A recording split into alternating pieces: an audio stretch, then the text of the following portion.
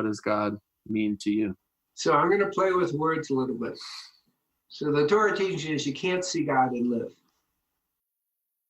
So in my book that's coming out, dissolving into it's called Into the Nothing, spiritual autobiography. There's a place where you merge into nothing and you disappear. And there's only God. Now that's very deep, okay? But the point I'm making is at that point, there's no place to stand and there's no one standing. So at the deepest level, you can't see God and live, okay? And so that's one level of thing. Next level, we have dual and non-dual understanding. Well, what does that mean? Well, there's me and there's God, okay? But there's also that's the dual, but the non-dual is it's all one. And then we go down a little further and it's completely dualistic. God is separate from us. And they're all, in a sense, valid experiences.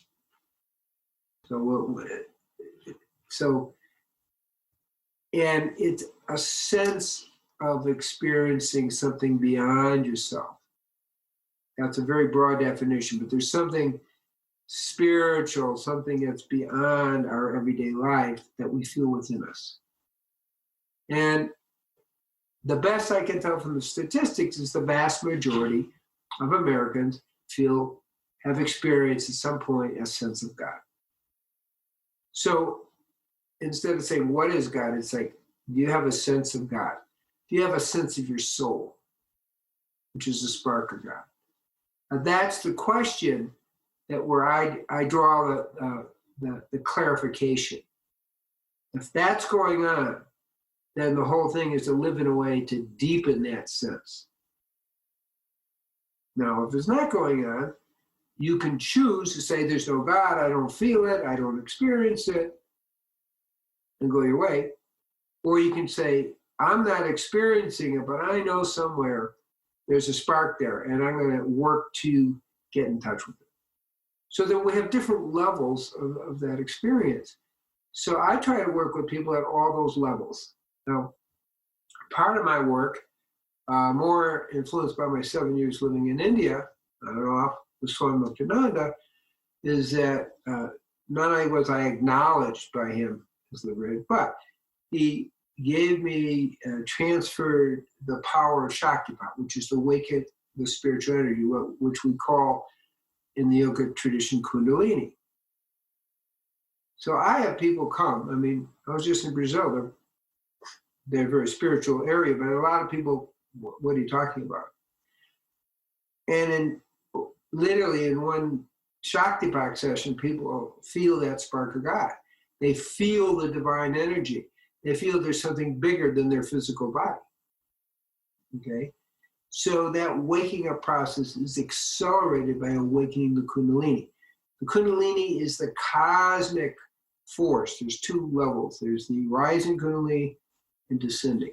So we have a cosmic Kundalini coming down, but once the Kundalini is awakened from beneath the base chakra, place of the three rivers we call it, then it's moving up and it begins to go through all our subtle nervous system, which are called nadis. When people experience this, they have no question that there's a God. There's no question here. So part of it is I work with all levels of people, but giving the Shaktipat helps away, if you don't believe it, don't worry about it, let's experience it. And I really don't care who it is, whether you're 80 years old, I've had people 93 years old, get it from their direct experience. You're never too old to have a spiritual awakening. I love the one of the Native American translations, descriptions for God. I've spent a lot of time with Native Americans over the last 10 years in ceremony and in sun dances and sweat lodges and so forth. And, one of the definitions that I think resonates with me a lot is they call God the great mystery, right? And it's like there's an honoring and a respect and a reverence for the great mystery. There's so many words, so many labels and definitions we could try to place on God, but at the end of the day, there is quite a bit of mystery to it as well, right? Well, let's just say the minute you label God behind just what I basically said, that big sense, you put God in a box. How can the infinite be put in a box? So it doesn't work that way. There are no boundaries on infinite existence. To existence is time, space, and energy. This is prior to that. So it's unlimited. So there can't really be a label. There can be a sense of it. We call it the great mystery, which is good. And I think I'm adapted in the Lakota tribe. Our lineage were the shamans, the Sitting Bull. Okay, so a horn chip clan. So that, and everybody understands, yeah, it's a great mystery. And let's not try to encapsulate it in the definition. So when you talk about spiritual nutrition, how does that compare or differentiate from, nutrition we might get from food or plants or herbs? So in 1975, when I first received Shaktipat, or the Awakening of the Kundalini, not only was I given a vision of all the chakras, all the petals, feeling all the energy, seeing the people in the lineage that I didn't know who they were. It's like, what's going on here? Okay. And then I went into nothing. And on the way down, coming out of nothing, a little voice rang out and said, you should learn to eat and live in a way that supports the Kundalini. It's like a cosmic assignment, right? It's like, okay, I have to understand what Kundalini is first, but fine, okay? So from 75 to 1983, I really did a lot of focus and work on it. And then I began to understand that the optimal nutrition, and we have different angles, but from a spiritual point of view, is eating in a way that helps you become a superconductor of the divine. So what does that mean?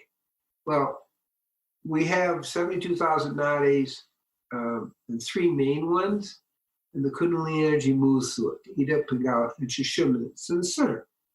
And what I observe working with really a lot of people, is meat, fish, chicken, dairy, and eggs acts as a sludge to the Kundalini and the nadis. There's a variety of reasons for that. When you kill something, you're taking the energy death in you. One of my two gurus said, Swami Prakashananda said, when you kill an animal, you create pain, fear, and misery. When you eat it, you take that pain, misery, and fear into yourself, and it comes out as pain, fear, and misery. Okay, so you want to eat a diet that's not going to do that. So that's your vegan diet. And then I began to explore, well, what about live foods? And I saw that really turned it around into helping people become superconductors of the divine energy. In other words, the nadis through which the Kundalini flow most powerfully on at least an 80% live food, 100% vegan diet. So that's how I arrived at it. I didn't kind of make it up. It's like, I didn't read it anymore because nobody's talking about it. It's like, what are you talking about? But since that time in 86, when I wrote Spiritual Nutrition and Rainbow Diet, now you're sitting here asking me a question on it. So it's out there. And so my teaching is let's eat and live, that's a separate set, in a way that not only helps awaken the Kundalini, but helps the flow of the Kundalini. So we become that superconductor. We hope you enjoyed this short excerpt from the Health and Healing Club. This entire video, including an in-depth discussion and thoughtful and inspiring questions and answers, is available inside the Health and Healing Club, along with hundreds of hours of premium and exclusive life-changing content, practices, and holistic, natural, and integrative solutions for health and healing. You can start your free trial today at healthandhealingclub.com.